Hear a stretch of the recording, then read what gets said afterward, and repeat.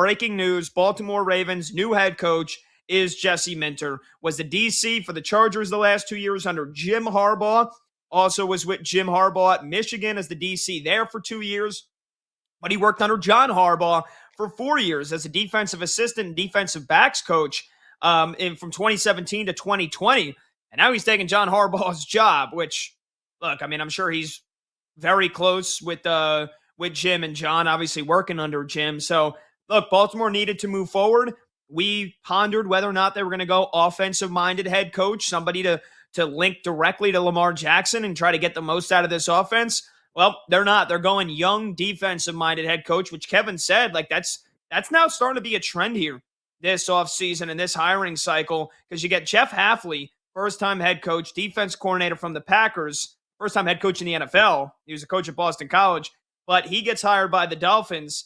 And now Jessie Minter is the second one here, with the other three hires being Stefanski, not a surprise to the Falcons, John Harbaugh, not a surprise to the Giants, and then Robert Saleh going back to Tennessee. So 2 out of the 5 hires so far are first-time NFL head coaches that were previously defensive coordinators. I think it's an interesting trend to see how the rest of the hiring cycle is going to be. But Brad, I mentioned it in the open briefly here. The first thing that comes to my mind now is, okay, your head coach is going to call the defense.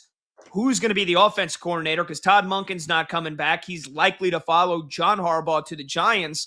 And I think Ian Rappaport, it was either Rappaport or Schefter put it out, like 2 names to look out for, Cliff Kingsbury and Brian Dable. If neither one of those guys get a head coaching job, it's a definite possibility that they would love to snatch up the opportunity to be the play caller for Lamar Jackson. And if you're Baltimore, if you're a Ravens fan, you got to be very excited about the prospect of both of those guys, I would imagine. Outside of Mike McDaniel, those are the 2 other hottest names that we have heard, and rightfully so. The success Kingsbury had with Washington and the success that Brian Dable had when he was last an OC for Josh Allen and the Buffalo Bills.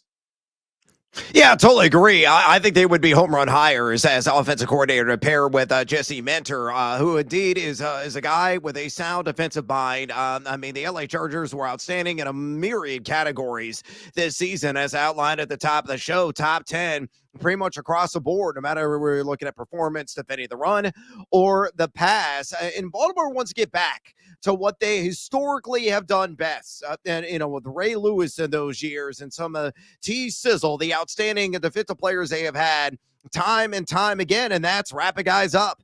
That's stopping the opposition consistently and coherently and limiting some points or getting on the scoreboard. I mean, last year they finished, or this season, number 18 in EPA per play defense. That's just so subpar.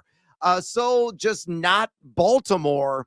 And they did a pretty good job late in the season defending the run, really tight the screws in that capacity. They finished top 10 in rush EP defense. It was on the back end where they really struggled with the safety play, with the cornerback play.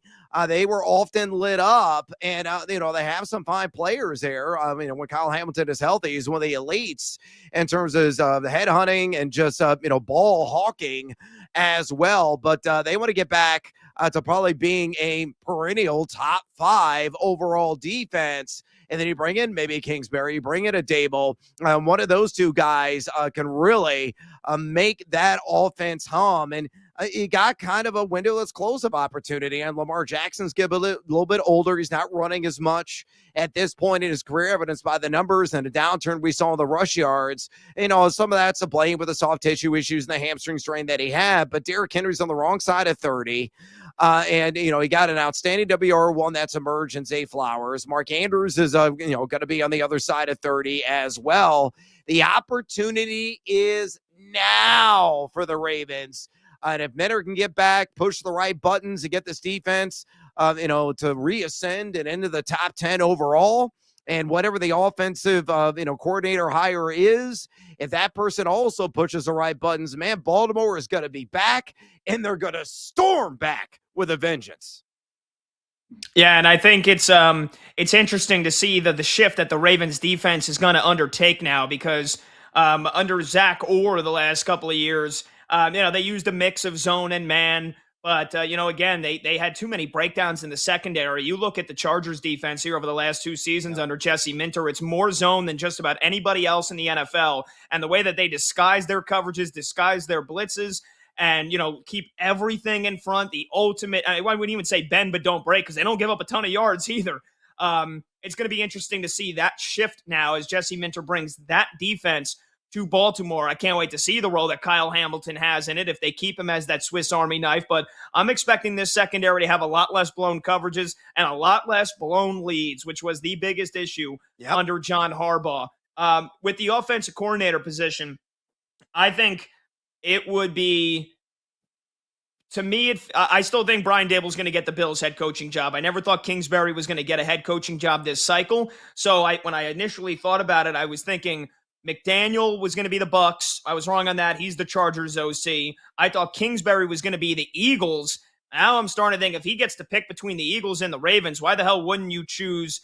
Why wouldn't you choose Philadelphia on the surface? In my opinion, on the surface, it would be why wouldn't you choose Philadelphia? But again, I broke it down last night with all the dysfunction around AJ Brown and the relationship with Nick Sirianni and keeping Kevin Patullo on that staff. I just think that right now, as Diana Rossini has said multiple times, that's starting to look like more and more of an unattractive job. Whereas you look at it on paper, you look at it on paper and you think to yourself, who wouldn't want this job? But you look a little deeper, now it's starting to feel like if Kingsbury's got an opportunity to go to Baltimore, I would say that's where he goes. And Cliff Kingsbury links up with Lamar Jackson to be the OC there.